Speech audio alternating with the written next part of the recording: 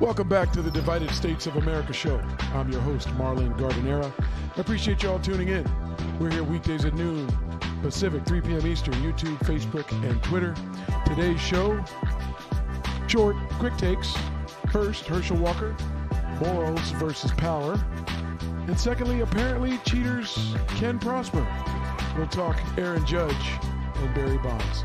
That and more on today's Divided States of America show. Welcome to the Divided States of America show, where your host, Marlon Gardenera, takes on the most divisive issues in our divided nation. We'll sort through the best and worst of politics and culture, asking questions and looking for answers that our two-ring, two-party circus has failed to provide.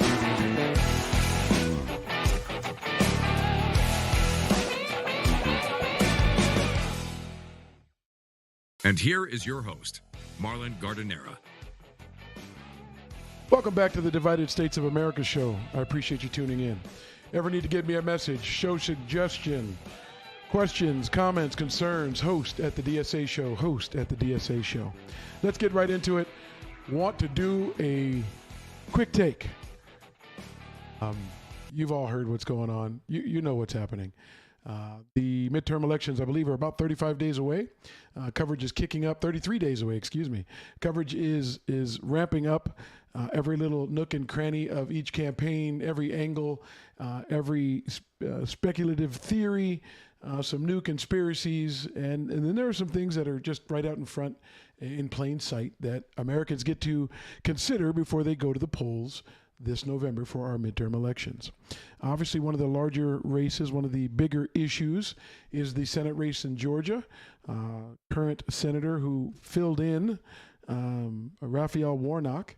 You certainly remember him from the last election, and the importance of him winning if you're a Democrat and the Senate ending up 50-50.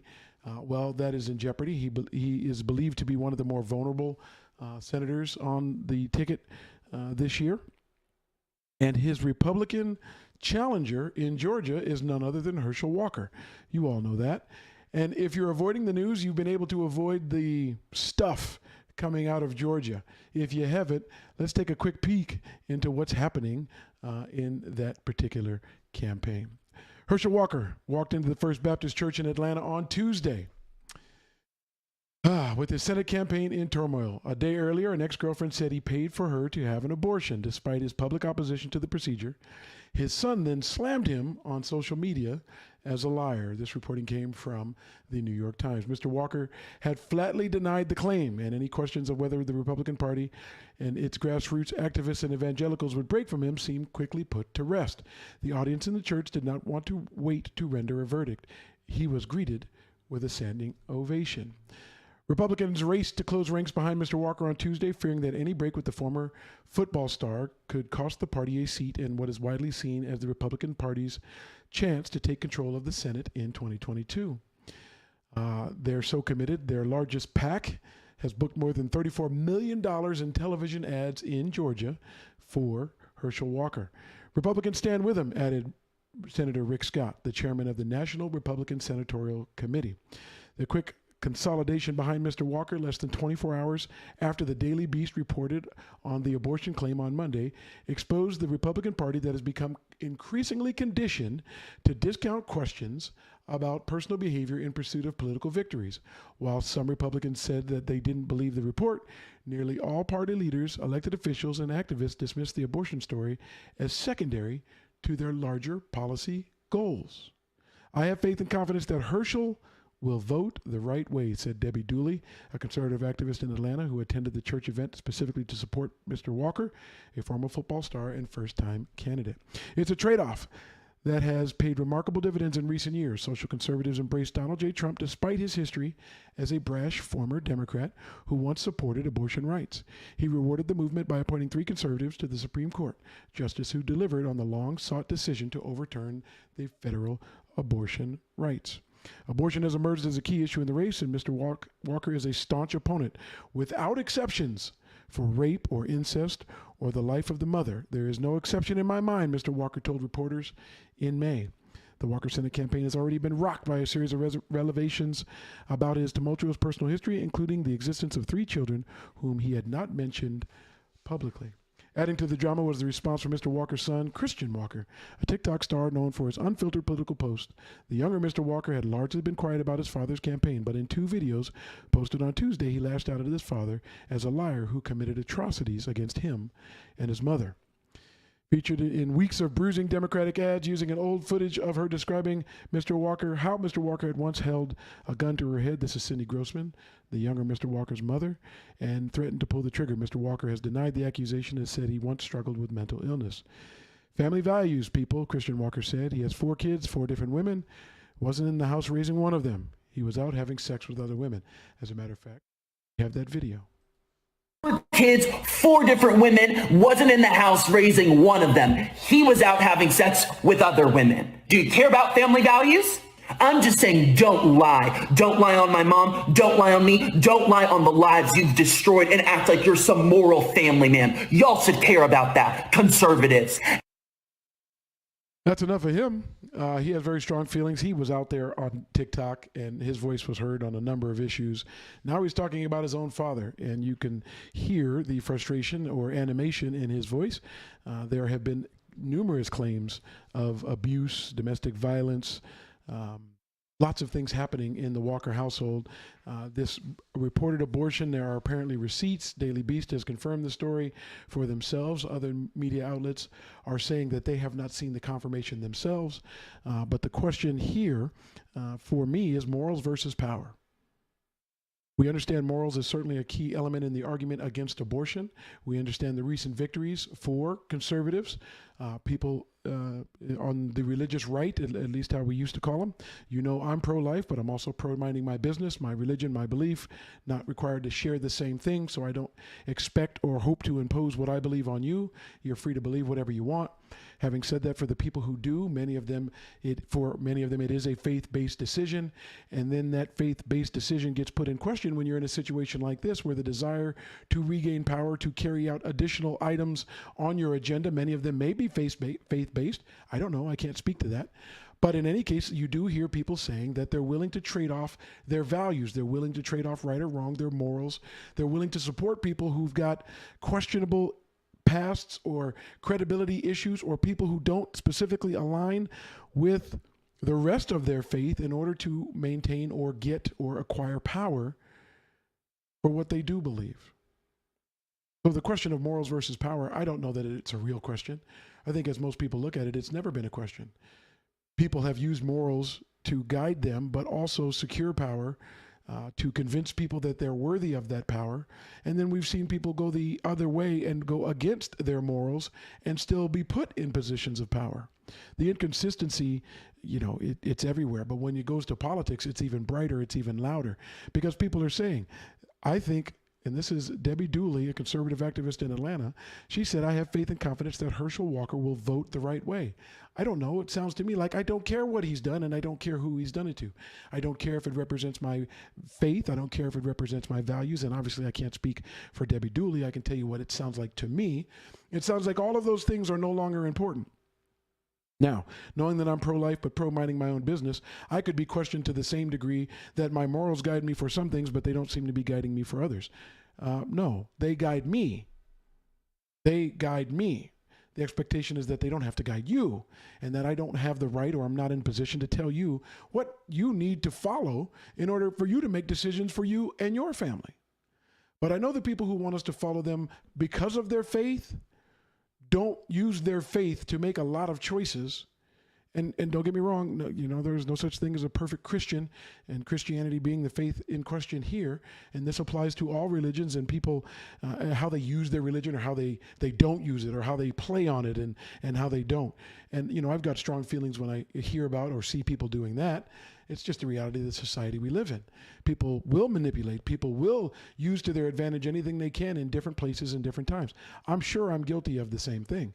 I just know it's front and center, and people are telling each other, and we have seen over the last number of years with Donald Trump, morals are only valuable when they are used to get you what you want.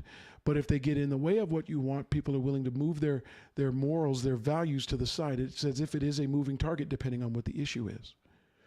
And I don't know where that comes from. Maybe other than human nature, maybe other than the fact that we're so greedy and want so much for ourselves that the foundation of many of our beliefs can be put aside. And I'll say it again, there's no perfect Christian.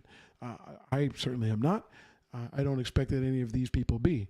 But when you just say, I'm sure he will vote right, I'm guessing there wasn't a line before or after, and maybe contextually the reporters left it out of this particular article from the New York Times. But the context of, do you have feelings on what is actually being said and done? Do you have feelings about him not believing in abortion even to save the mother's life, even in the cases of rape, even in the cases of incest? Yet it appears, it's alleged that he has paid for one for a girlfriend. What does that say about what his beliefs are, what his stated beliefs are? And while you may be confident he'll continue to vote that way, do you still believe him? Do you still find him to be honest? Do you still find him to be credible? Do you still think he represents you? Which always begs the question, how many people who are pro-life and against abortion had one themselves? Or would have one if a family member or a child or even themselves became pregnant and didn't want people to know, didn't want to have a child? How many of them are still willing to go do that? It's still said that a quarter of women in America do it. I can tell you, it's not all Democrats. There's no question about that. So the question of morals versus power, I think we all knew the answers before we started, but it's amazing the influence of morals in our lives and politics when they can be put aside based on what people think or what people believe. Now, we've seen a different approach. It's one thing to know you have morals and beliefs. It's one thing to be of faith. It's one thing to know that you're not perfect and you break that code and you are a sinner and you do things that go against that. We all do. I am no exception to that rule. And I suppose it's unfair to pick and choose which one of the things that people do, including myself. But this one seemed a little larger because we're talking about abortion from a man who's not willing to make any exceptions for it. Fundamentally, you understand that if it's not your faith, I don't expect you to follow my values. I certainly would like there to be some shared ones. He is, and by he, I mean Herschel Walker, consistent that if you're pro-life, there are no circumstances in which life can be taken, or as many say, the murder of a child, except when he needed to do it for a girlfriend, allegedly. So I just don't know where you stand. Is the power more important than the morals? If you support Donald Trump, that answer is already clear. If you have an argument against that and you think your support of Donald Trump doesn't put in question your morals at all, by all means, give me a ring, jump on. Go to thedsashow.com, thedsashow.com. I'd love to hear how you separate your morals from your votes. I'd love to hear how you separate what you believe and who you believe you are and how your system of beliefs work, but yet you could vote for people you know are immoral. That doesn't stop at the conservative right. It just goes into question for the people who use morals and religion to guide policy that they would like imposed on everyone.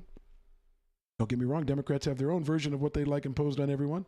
In this particular case, we're talking morals, we're talking religion. Morals versus power. Where are you on that? Where do you put your morals aside to get what you think is a greater good or a bigger gain? What losses or what sacrifices maybe you think it is that you're willing to make to get the bigger picture covered? Can you excuse one man for paying for an abortion despite his stance if you think he will help stop it for other people? What is the logic that goes behind that? Because what it looks like on the surface is exactly what I said. Morals versus power. Power wins. Power wins over and over and over again. And you would even love to hear where power loses to morals, because I don't know that there are enough cases of that, although I suppose people who claim that they are religious but for abortion sort of fall into the same category. But someone took a different stance today, and this one was a little surprising. This one coming from Newt Gingrich. Newt Gingrich back in '96 with the Contract for America, worked some things out, found some common ground, found some compromise with then President Bill Clinton. They tackled welfare reform. They tackled a number of issues. We know that the Republicans now have what they call the Commitment to America, which is based in part off some of the actions, some of the items listed back then with the contract. But back then I thought Newt Gingrich was doing his best to negotiate. But today he took a moral stance, which, based on some of his personal life, again, morals versus power, power wins. It's almost like power corrupts, absolute power corrupts absolutely. And people in search of that absolute power, and it's not absolute in our politics, but people in search of more power have that hint of, if you're using it to get where you go and then you don't use it when you get there, what is it, and why should it mean anything to anyone if that's how you treat it? And we know politicians do whatever they need to do. But in today's reactions, we know the electorate is hardened, it says in this article, on both sides. It's unfortunate. It's really unfortunate. But where Newt Gingrich went today seemed to me to be more unfortunate. I'll tell you why right after we take a listen. Let's go back to Georgia a second. You know the state well. You know the news that came out yesterday, and there is a family conflict with Herschel Walker that has been very public, which I think is sad for any family. But there's also the same thing for Raphael Warnock. And as you look at Georgia, they're going to look at both these candidates. How will they be reacting to all of this news? I'm going to stop there. Sean Hannity has his bias. He makes his money off of it. He made his money and added credibility working directly with Donald Trump for Donald Trump supporters, and maybe they're one and the same. But he just said he felt bad for the family because they've had their issues. Do you feel bad for Hunter Biden? I guess I'll just ask. We already know the bias that appears on Fox. We know the bias on CNN. We know the bias on MSNBC. But it always, strikes me when, again, things in the mirror may not be as they seem or as they appear. His concern for the Walker family does not extend to political opponents, at least not political opponents in our current culture, ones he believes in particular whose families didn't go through some stuff. But let's go on to Newt Gingrich, because he's going to surprise you here. And do you think at the end of the day it's going to come down to issues? No, I think if it comes down to issues, Warnock is just gone because he's wrong on virtually everything Georgians believe in, and he knows that, which is why he's trying to drag this campaign down into the mud in the hopes that he can drown Herschel Walker in mud. I talked to Herschel about this morning, and I've known Herschel a good while. I think he's a remarkable person. I think he's the most important Senate candidate in the country because he'll do more to change the Senate just by the sheer presence, by his confidence, by his deep commitment to Christ, by the degree to which he is, he's been through a long, tough period. He had a lot of concussions coming out of football. He suffered PTSD. He's given over 480 speeches on military bases around the world, teaching our young soldiers and sailors and airmen and Marines that you can recover, you can have a better future. He and his ex-wife have admitted they had difficult times, and I think the most vicious thing that Warnock has done, the most inexcusable thing, is he took a quote from Herschel's ex-wife where she said, yes, it's true that we were out of control and that Herschel pulled a gun on me. And then he cuts off the whole next section where she says, and that was the bottom point, and we found Jesus Christ and our lives began to improve. And by the way, Walker is sitting next to her during this interview, and the Warnock team deliberately edited this thing, totally used her in a despicable way. I think she has a lawsuit if she wants it.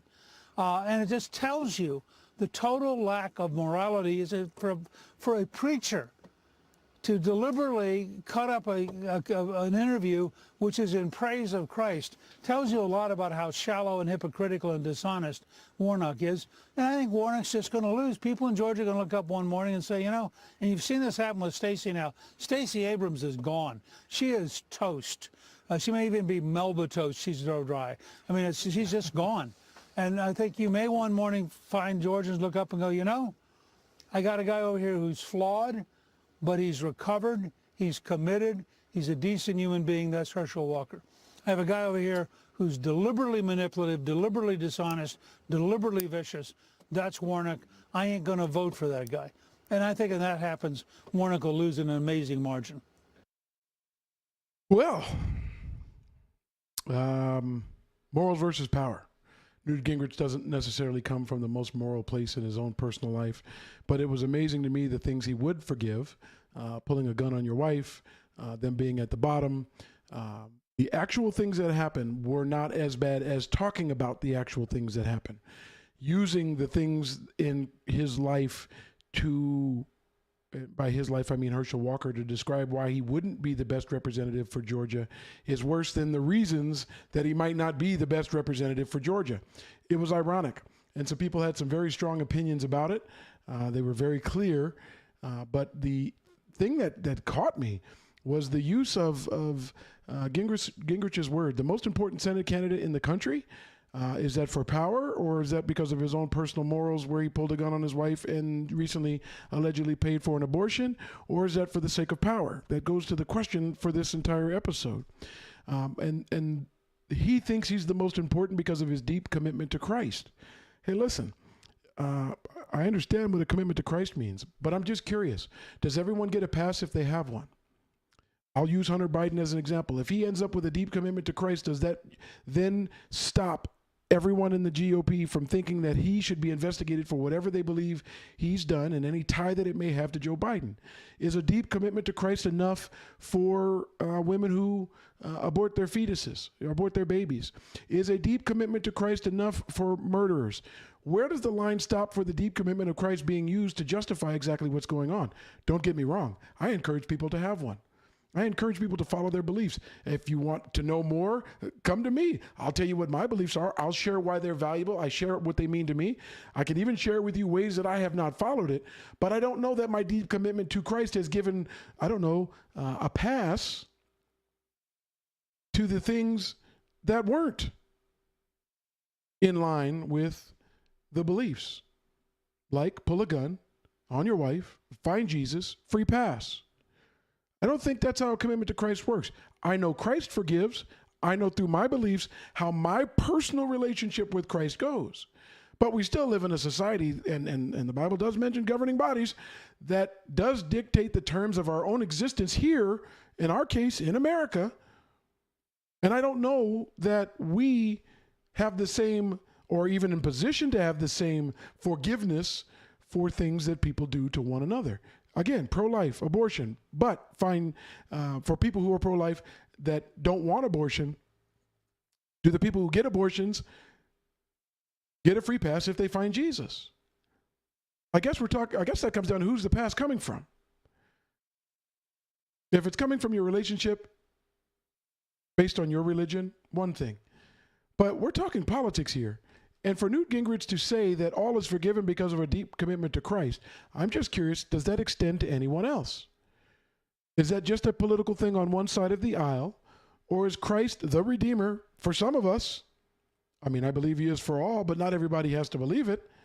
Does that then mean violence and domestic abuse and paying for an abortion is okay? You can see the confusion.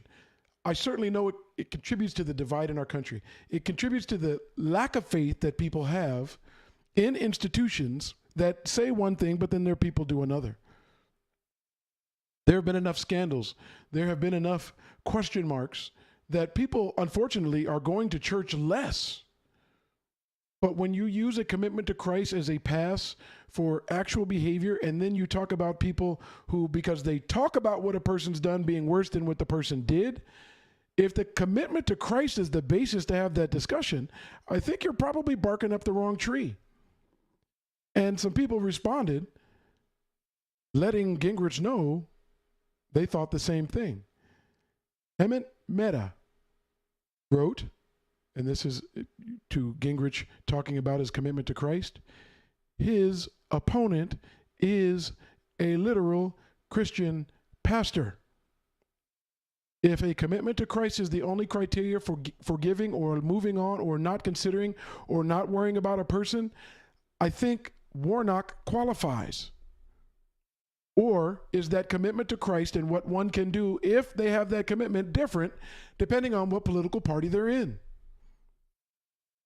There's more. People had very strong opinions about Newt Gingrich. In terms of commitments to Christ, and this is Young Democrats of America, in terms of commitments to Christ, we see your Georgia football player and raise you an actual bona fide Baptist pastor. It continues. He had a lot of concussions is a hell of an endorsement. People are making themselves crystal clear on this particular issue. And I was curious where it was going. I'll be honest, I was surprised where Gingrich went. I don't know. It just seemed odd to me. Goes on. DC, ex-GOP conservative active against Trumpism. He wrote, pretty shameless of Fox to march out Newt to talk about a fellow adulterer's commitment to Christ. This is just American politics. We show what's out there.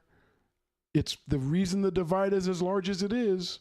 The rhetoric, the rancor, even the entertainment value of some of the things we hear divides us.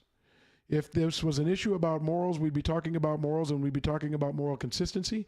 And the people talking about morals, their consistency would be called into question, not expecting perfection, but a man who isn't even concerned about a woman's life in the case of abortion need not be paying for one and then be thought to be serious. Just my 2 cents, just my personal beliefs on that. It's amazing where people go. And when we talk about Raphael Warnock being the pastor, he's the senior pastor at the historic Ebenezer Baptist Church, where Reverend Dr. Martin Luther King Jr. preached. So it's not just any church, not that changes a commitment to Christ. That commitment is personal. But if the criteria for forgiveness is solely a commitment to Christ, it's interesting how Newt Gingrich decided he wanted to pass that out. And who gets to decide who gets a pass? We see, as long as Herschel Walker votes right, there are plenty of Republicans who have just come out and said it. They're willing to be the people who are willing to go get or give that pass. Interesting how morals and politics work right here in America.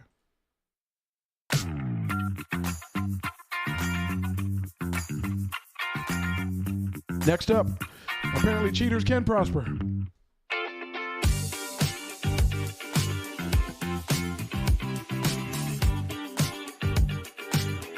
Oh, it never ends, the things that you have to deal with in America. Some important, some less important. But in the reality of things, politics is low on a totem pole for a lot of people. A lot of people could care less about politics. But one thing that Americans gravitate to, one thing that gets more attention than just about anything or anyone else in America is sports.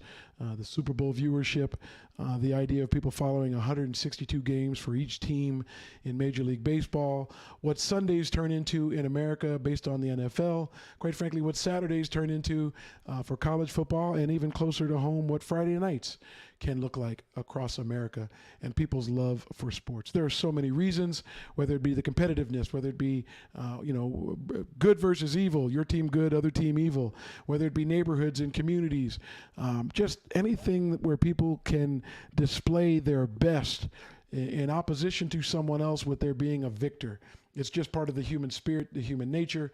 It's just part of our reality, and we celebrate it. Now, some of us who are involved in sports use sports for more specific reasons. I can tell you without question, sports helped raise my children. I'll say it again. I use sports in part to help raise my children. So when there's controversy in sports, it does the same thing politics does. It divides people. And today, as I'm talking about morals versus power, that same morals, that same commitment to good and bad, right and wrong, it carries across all lines in America. And none of us are perfect. None of us get it right. But there are some interesting takes on things that are happening in the world. This next one is about Aaron Judge and Barry Bonds. Aaron Judge hit home run number 62 for the New York Yankees. And I'm going to do this. If you're looking at my shirt, you'll notice it is a San Diego Padres shirt prior to the color change back to brown. I never thought I'd wear a ball cap on the show. I know it might create some new shadows. It might create some new visual issues, but I want to display my bias before I even get started. If it were up to me, Aaron Judge would be the new home run king. I said it. Now, I said it wearing a Yankee hat. I'm from New York. The Yankees aren't my first team, but I feel a connection and affiliation to New York that sometimes drives me to support things that are all about New York. Doesn't extend to the New York Giants football team. I once was a Charger fan. Eli Manning made his thoughts, or his father made his thoughts clear about coming to the Chargers. So I've sworn off Eli Manning and the New York Giants. Sorry, not a Giants fan. Any natural person who had choices of what football team to support. If you weren't still in New York and you weren't from a family who liked the Jets, for obvious reasons, jumping on that wagon is I can't say a waste of time. It's a football organization. It's a team. People love their hometown. People love their roots. They love the team of their father, their uncles, their parents, their mother. There's connections that grind people down and make them who they are when they like sports. But I'm openly displaying my bias. Got a New York Yankees hat on. Got a San Diego Padres shirt on. I want you to know they're both real. I support those two teams. So the two subjects I'm going to talk about are loaded with bias. I don't want you to think for 1 second that I'm just an altruistic, fun-loving guy that doesn't care about his teams. I care about my teams. But the Washington Post put out a perspective by Kevin B. Blackstone. If you're wondering who Kevin B. Blackstone is, you can see him on ESPN. He's on one of their shows where there's nothing but commentary about the different things that are happening in sports. I have enjoyed him, and I won't stop enjoying him because we don't agree on this particular issue. But I've enjoyed him up to this point on most of his takes. It's always interesting how different writers in different markets connected to different teams interpret things, because sports culture around the country is entirely different.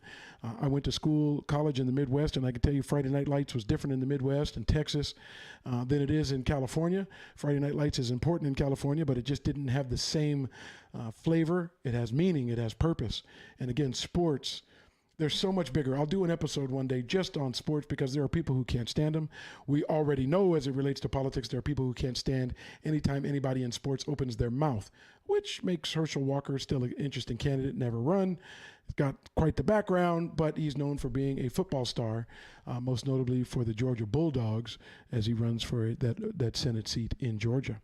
But Kevin B. Blackstone wrote, on the issue of Barry Bonds and Aaron Judge, who I now believe, with bias, take a look at my hat, is the new home run king. Kevin Blackstone doesn't agree. He wrote in the Washington Post, he wrote this, it was put out there today, early this morning. Due to historical denialism, it was reported in some places that the New York Yankees slugger Aaron Judge on Tuesday broke Major League Baseball's single-season home run record with his 60-second blast. Kevin Blackstone says he didn't.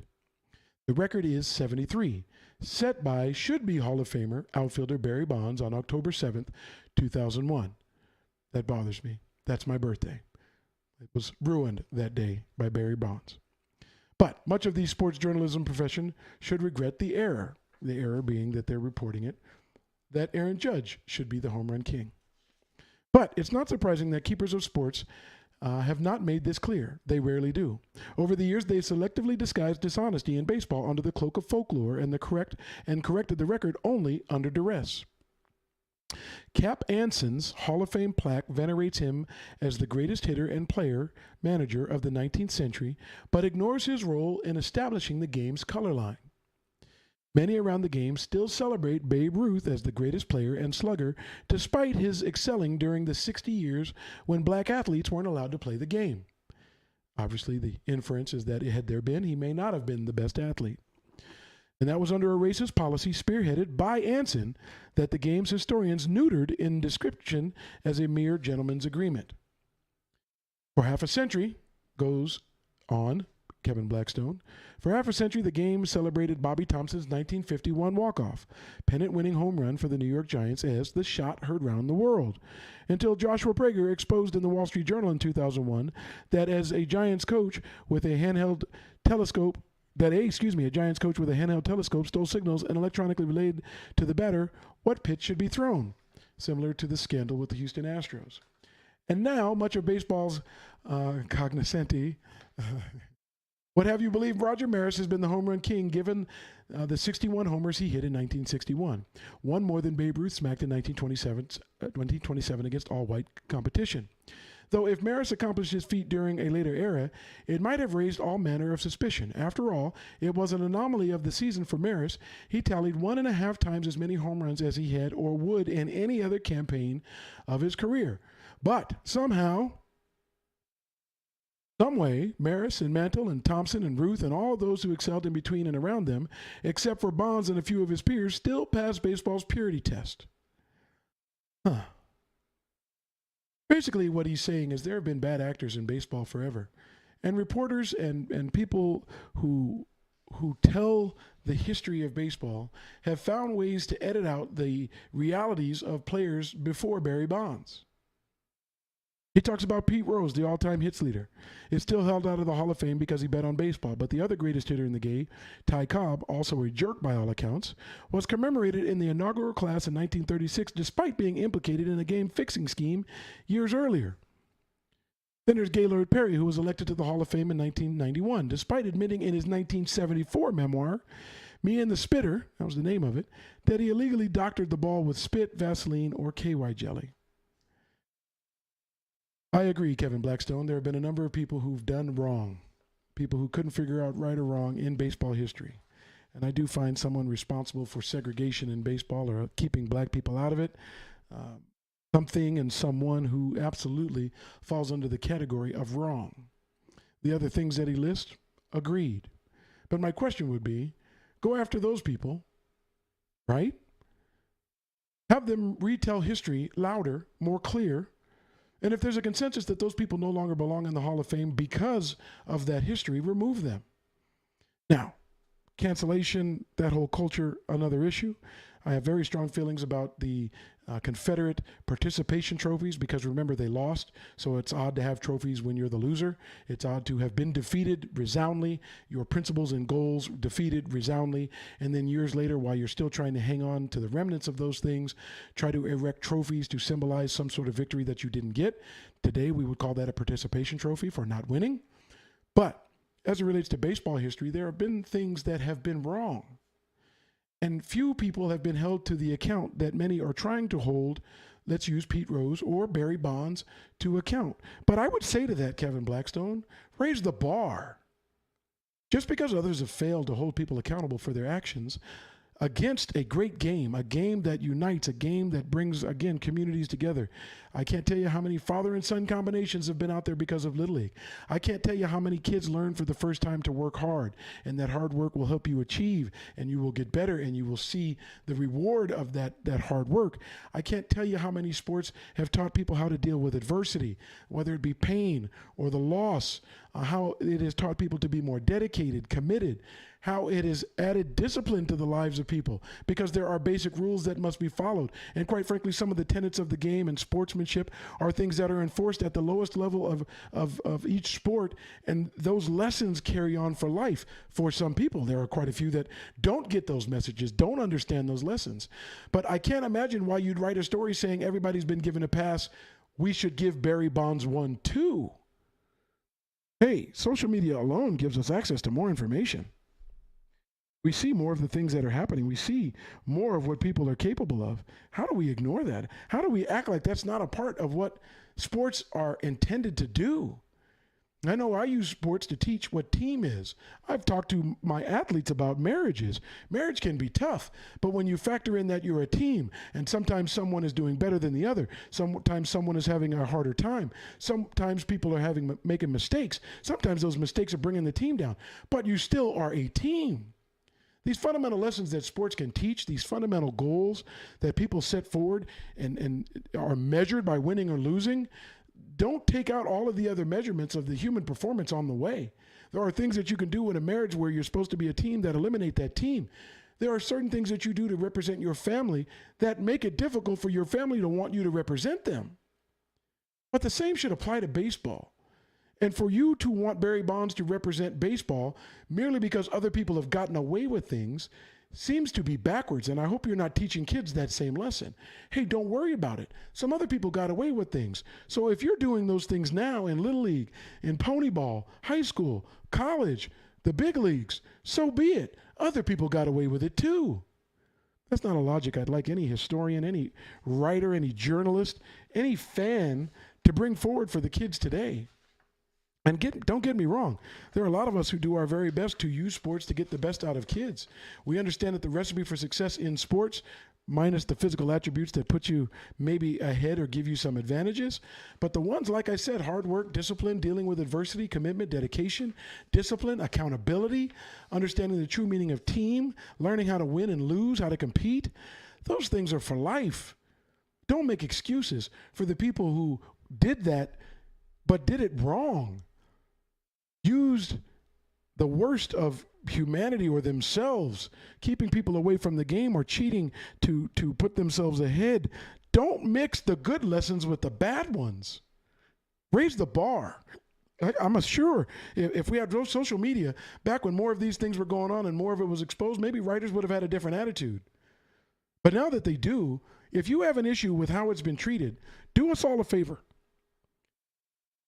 Go back to the writers, go back to the Hall of Fame, and talk about whether or not everybody should be there. Don't try to undo us making things right today because people didn't make it right before. America's divided. Right and wrong used to be one of those things. Now right and wrong in politics, whether it be Herschel Walker and the GOP giving a pass, or situations with the Democratic Party where people put aside their values to get their wants, their wishes, or in sports where it's greater than the game itself. It's greater than the celebrities and the amount of money that they make. Sports are used for an entirely different thing. But the day we start giving passes when we know better, because people in the past did the same, we're in trouble. Use sports for what they can do, not just for what they can do for you. That's it for today. You've been listening to the Divided States of America show. I'm grateful that you took the time to do it. I'm always appreciative of all of you tuning in. I appreciate your feedback. You can always reach me at the host at thedsashow.com. You can expect that we'll be back tomorrow with more. Until then, thank you for tuning in. You can catch replays, watch on demand, YouTube, Facebook, and Twitter. I hope if you get a chance, you do that soon. Thanks again for listening to today's Divided States of America show. I'm your host, Marlon Gardenera. We'll see you tomorrow. Go Yankees and Padres.